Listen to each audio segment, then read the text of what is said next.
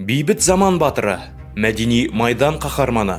Бұл сөздер Өзбекәлі Жәнібектің өмірін толықтай суреттейді. Ол қазақ мәдениетін сақтауда үлкен үлес қосқан. Айта кетсек, кеңес жүйесінің қысымына қарамастан Наурыз мейрамын кеңінен жаңғыртып, оны жалпы ұлттық мереке мәртебесіне көтеруге атсалысты. Түркістандық Ходжа Яссауи кесенесінің қалпына келуіне, ежелгі мұраны сақтауға үлес қосқан. Елдің бірқатар қаласында этнографиялық музейлер ашылып, Арқас қоры құрылған. Халық шығармашылығын насихаттау үшін Шертер, Адырна, Алтынай сияқты ансамбльдер жасақталған. Кеңес кезеңінде ел есінен жоғалып бара жатқан алаш арыстары мен ақындарының атын елге танытып, олардың еңбектерін халыққа жеткізген.